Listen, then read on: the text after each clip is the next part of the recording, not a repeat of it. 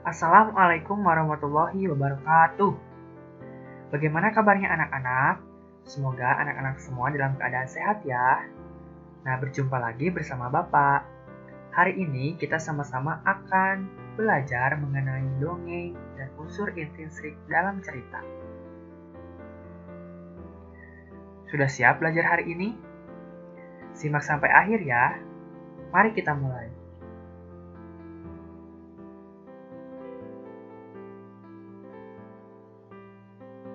Nah, sebelum kita masuk ke pembahasan, tujuan pembelajaran pada hari ini yaitu anak-anak diharapkan mampu menjelaskan definisi dongeng, mampu untuk menyebutkan unsur-unsur dalam cerita, dan mampu untuk mengidentifikasi unsur dalam cerita.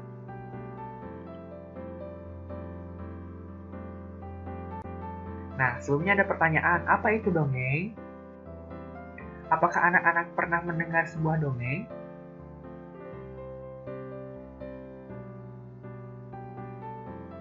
Nah, dongeng adalah cerita sederhana yang tidak benar-benar terjadi. Misal kejadian-kejadian aneh di zaman dahulu. Dongeng berfungsi menyampaikan ajaran moral dan juga menghibur.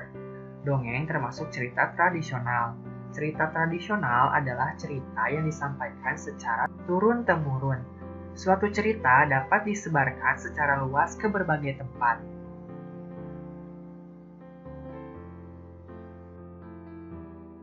Nah, berikut ini merupakan beberapa macam-macam dongeng.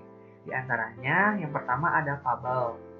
Fabel ini merupakan cerita tentang kehidupan binatang yang digambarkan memiliki perilaku seperti manusia. Contoh dari fabel yaitu seperti dongeng tentang si kancil dan buaya. Selanjutnya ada legenda. Nah, cerita yang mengisahkan tentang asal-usul terbentuknya suatu tempat. Contoh legenda adalah asal mula Gunung Tangkuban Perahu. Nah, yang ketiga ada sage, yaitu cerita tentang kehebatan atau kepahlawanan seorang tokoh. Misalnya yaitu dongeng tentang Cium Wanara. Selanjutnya yaitu ada parabel, cerita yang mengandung nilai pendidikan, moral, dan agama.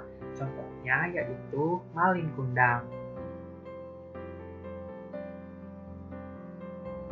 Nah, dalam dongeng atau cerita terdapat unsur intrinsik. Nah, unsur intrinsik cerita adalah hal-hal yang ada dalam cerita. Tanpa adanya unsur intrinsik, cerita tidak akan terbentuk dengan baik. Nah, unsur intrinsik diantaranya adalah sebagai berikut.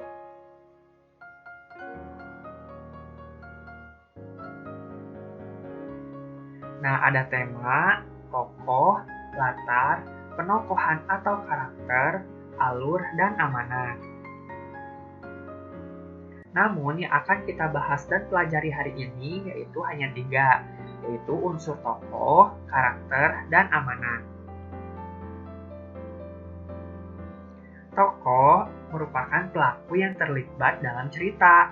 Tokoh dibagi menjadi 2, yaitu ada tokoh utama dan tokoh pendukung. Selanjutnya karakter. Karakter ini merupakan sifat yang menggambarkan pelaku. Contohnya sifat baik seperti sabar, penyayang, cerdas, bijak, dan lainnya. Atau sifat buruk seperti pemarah, jahat, dengki, suka mengganggu, dan lain-lain. Selanjutnya yaitu amanat.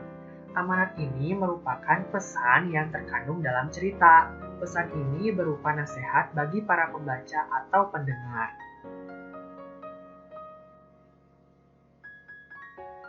Nah, tadi anak-anak telah menyimak ya mengenai apa itu dongeng, macam-macam dongeng, dan unsur-unsur yang terdapat pada dongeng atau cerita.